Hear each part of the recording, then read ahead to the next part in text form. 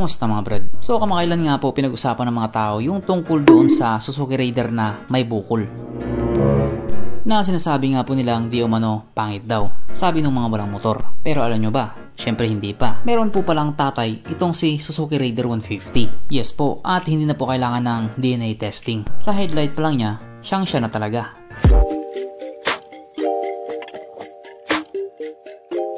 Pero syempre bago tayo magpatuloy, kung bago ka pa lamang napadpad dito sa aking walang kwentang channel, huwag ka na mo-subscribe. So yun na nga, ito na nga po yung sinasabi kong tatay ni Suzuki Raider 150, ang Suzuki Bandit 150 or GSX 150. Wow! Kung titignan nga po natin yung headlight niya, walang duda, magkaparehas nga sila. Ang tanong na lang kung sino yung mama niya. So bali itong Suzuki Bandit 150 nga po ay isang naked sport bike. Katulad nga po ng Raider, pogi din ito. At para nga din po doon sa mga hindi nakakalam, itong motor na ito ay hindi na po bago. Matagal na po siya. Hindi lang po natin napapansin or hindi din nakikita kasi nga wala naman siya sa Pilipinas. Available lamang siya doon sa ibang bansa. Hindi naman masakit. Ay importante may Raider tayo. Kaya dahil dyan po usapan na naman natin kung ano bang meron sa motor na ito at kung gaano nga ba talaga siya kaganda. So ito nga po ang Suzuki Bandit 150 aka GSX 150 na mayroong 147.3 cubic centimeter engine displacement, 4-stroke single cylinder, dual overhead cam with 4 valves, fuel injected at ito po ay naka-liquid cooled. Kaya hindi po siya panis sa Honda Click 125.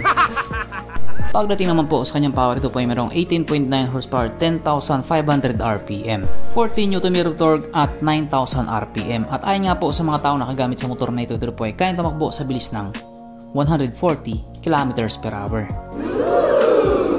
Kaya alam na natin kung saan nagmana si Raider 150. Ang kanyang tangke ay kaya magkarga ng 11 liters fuel tank capacity na kumukonsumo naman na po ng 45 km/l. So para nga po sa isang 150cc na naked sport bike, matipid na po yun. Ang sukat ng kanyang gulong 90/80/17 sa harap at 130/70/70 naman sa likuran. Pagdating naman po sa kanyang braking system, ito po ay naka-disc brake sa harap at disc brake naman po sa likuran. Pero ito po ay walang ABS. Antayin na lang natin yung Raider na may bukol. May ABS na daw yun eh. Ang kanyang seat height ay mitaas na 790mm at 150mm naman ang kanyang ground clearance. Mapunta naman po tayo sa iba pa niyang mga features. So ang ilaw nga po sa motor na ito, naka-LED yung pinaka-headlight niya, pero bad type pa rin yung kanyang mga signal lights. At katulad nga po na sinabi ko kanina, yung headlight niya kamukhang kumukha talaga ng Raider 150 Fi to be exact. At maging yung taillight din niya, kamukha din. Ang kanyang gauge panel ito po ay naka-digital. Wala, paras din doon sa Raider. At katulad nga din po doon sa Raider, hindi naman siya ganoon ka-high-tech. I mean, wala nga din po siyang mga special features. Kung ano yung mga nakikita mo sa kanya, yun lang talaga siya. What you see is what you get.